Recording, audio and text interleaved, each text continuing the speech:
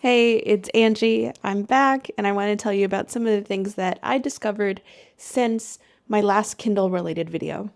So, I was knocking it. I was definitely knocking it. I thought people who had the accessories were just a little crazy, a little too extra.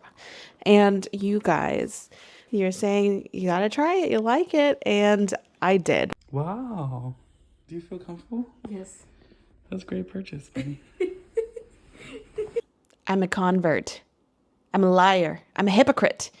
No, we'll go with we'll go with convert. Go a little easy on me, guys.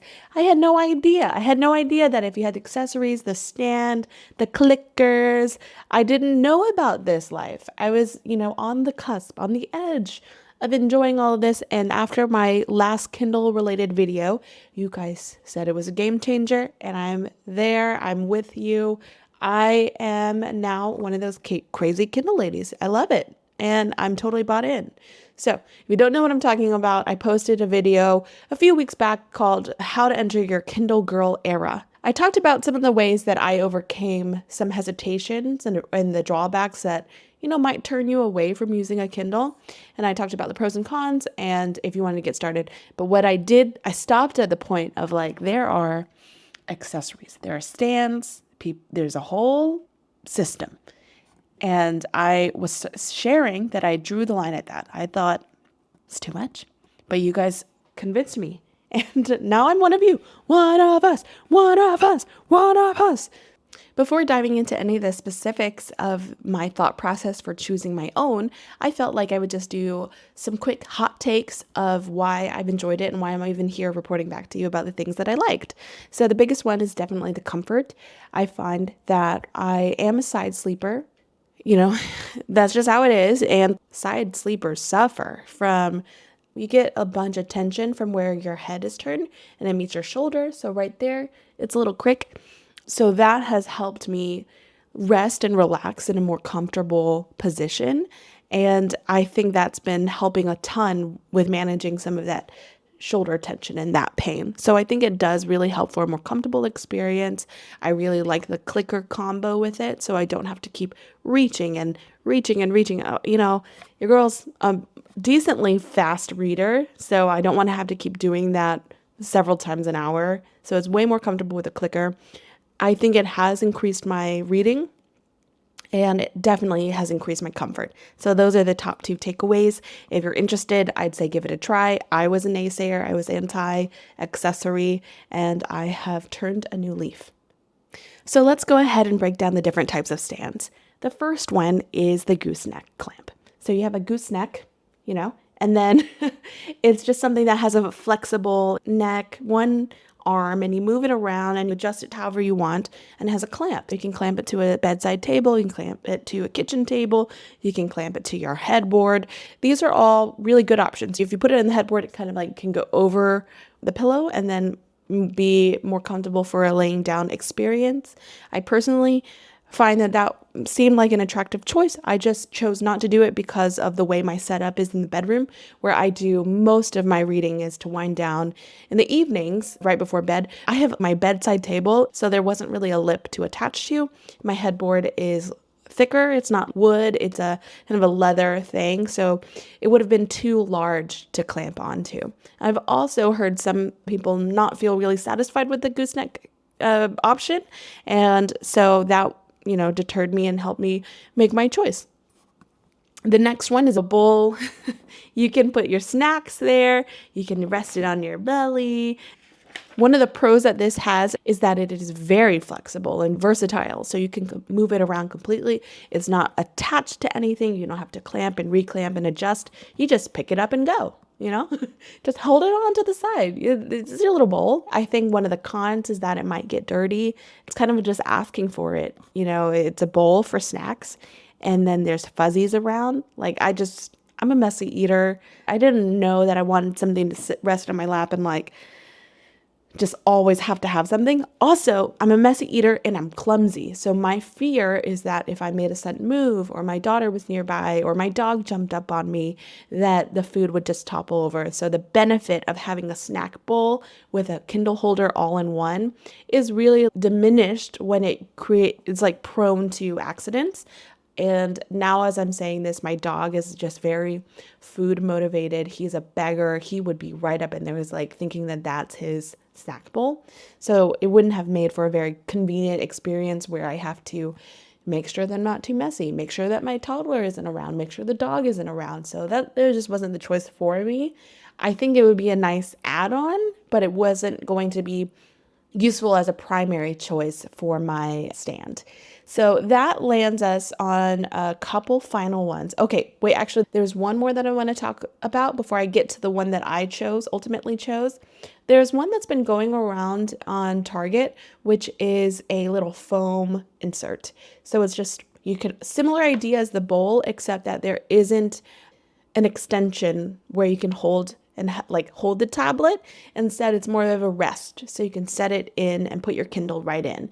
Now I don't feel like that's a very practical choice because it doesn't lend itself for reading. It's more of like a house. You're going to put that there when you're watching TV and you're switching back and forth and you're like, okay, I'll put that in this little section. I can't like it doesn't really add a lot of extra function to me from observing. I noticed that there was a cup holder for a drink and then a slot where you can put your Kindle in, close it, and let it rest. Kind of interesting, but just doesn't add anything for me. Like I can just easily put my Kindle up on a bookshelf or something like that, or in my purse or my bag. But it didn't seem like the setup where it's going to enhance your reading experience for comfort, personally. Now, that leads us to the final option, which is a dedicated Kindle stand. The pros, I think, is that it can optimize the angle. Like it has multiple articulating arms, a lot like a mic stand or a boom mic stand, so that you can aim it in a lot of really comfortable angles. And I find that that's just had to be the choice. I couldn't do a gooseneck because I have nothing to clamp it onto.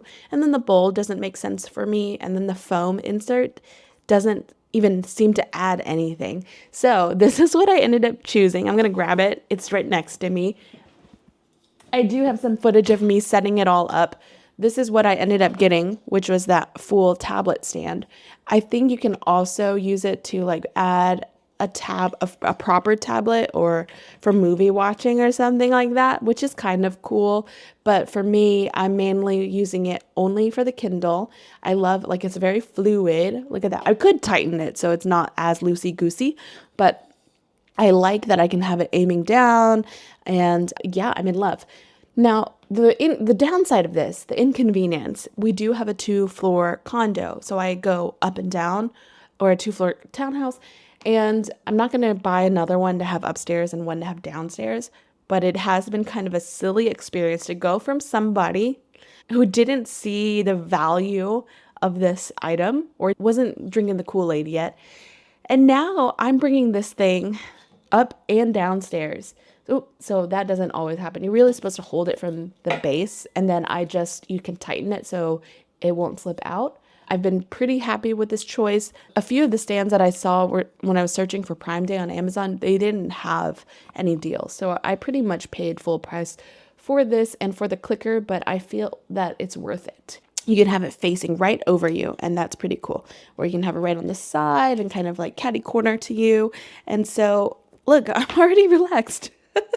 I'm like leaning back and I'm just thinking about reading. I'm very happy with my choice. I think it is worth noting that if you find that you do a lot of your reading in multiple places in your home, then this is a little bit inconvenient in that it's kind of chunky. I don't know how much it weighs. I'll tell you in a second.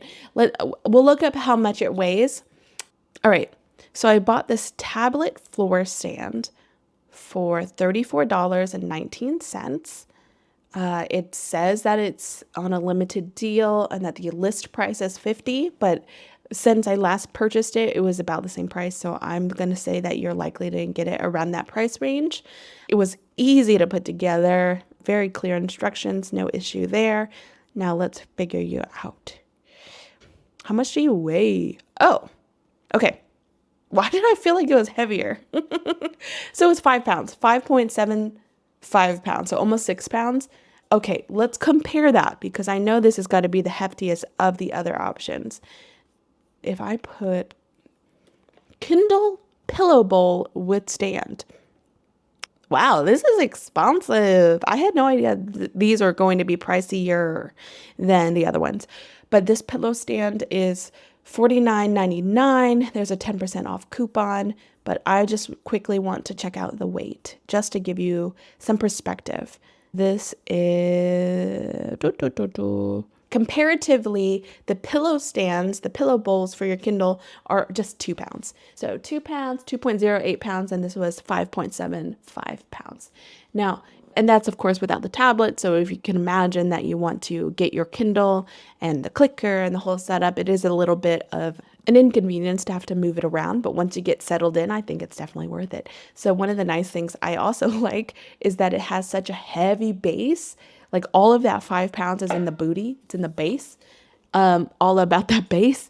So that means that I can easily turn it around. I like actually when I'm laying down in bed and it's over me and I'm ready to wind down, I'm like, okay, that's enough reading. I'm going to bed. I just kind of move it out of my way and it's perfect. It's great.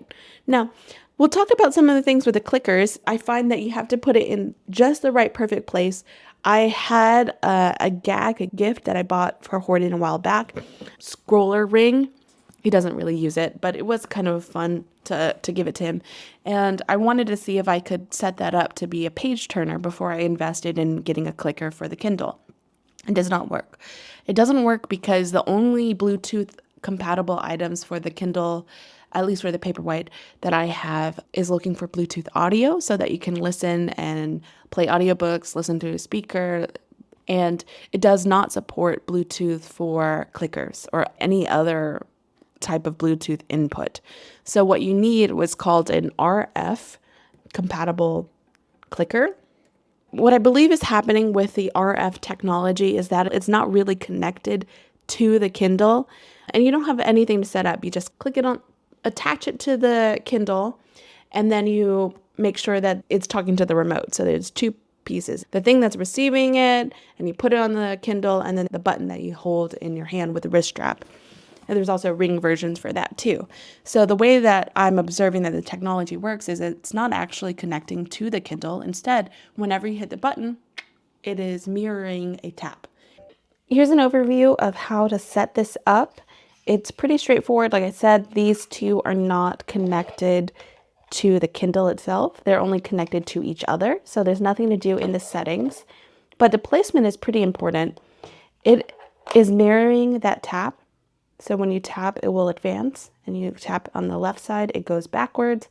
If you tapped in the top, it would hit settings. So that's why you have to be a little bit careful about where you place it. So I'm placing it here. And for me, since I already connected, I think what you'll do when you first get it is hold it a little bit and it will start pairing. It was pretty easy. And hit the button. See how straightforward that is? So I'm just going to kind of prop it up a little bit with a pop socket, I guess. Oh, here's a towel. It's got a bit of a glare. So if I place this here at the bottom, or let's do the top, and you see how that's further and my hand is here, it would hit the settings right there. You can see how it hit the settings. So you kind of have this small window here, and that's why some people talk about the margins. My font size is kind of large. So actually, just as it's mirroring that tap, I'm going to click it and we'll engage that page turning section, and then I can hit it and go back. So if I put it on the left, it would do that same thing. It would just go backwards, but that doesn't make sense. So I think the nice thing about this setup is that these two don't need to go to any settings. So that's really nice, I think, but it is a little bit inconvenient that you can't just set it up as a Bluetooth device without the paired item. There might be a feature where Amazon and Kindle combined figure out that people really like this, and maybe they'll end up creating their own clicker, or they will make their Bluetooth more compatible with other types of devices, because right now the Bluetooth is only compatible with audio related devices. So until that is out, we're not going to have that functionality unless you're reading from a different device like an iPad, a tablet, Kindle Fire. I think there might be some other options there, but I think for me, this is my perfect setup. I love the Paperwhite. I love just, it's fine to advance forward in the occasion that I need to go back.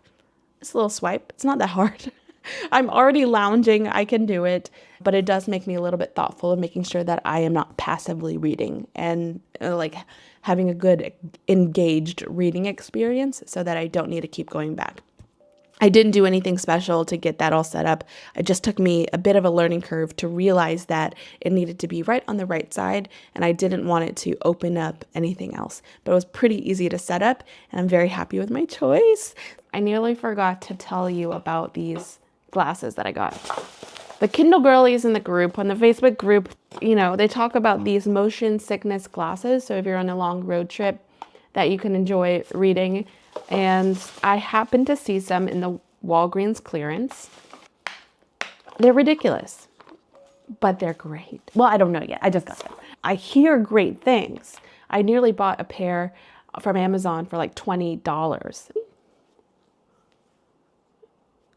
$9. There's another brand that will sell them for $9. So the idea is if you are reading, if you're reading in the car, you might be prone to motion sickness. And so something about it, there's water in here. There's also some on the side. So it kind of like helps you ground yourself and ride through the waves. If you ever want to be able to read in a road trip, check out your local Walgreens. There weren't a bunch. It was just like one of those one-off finds.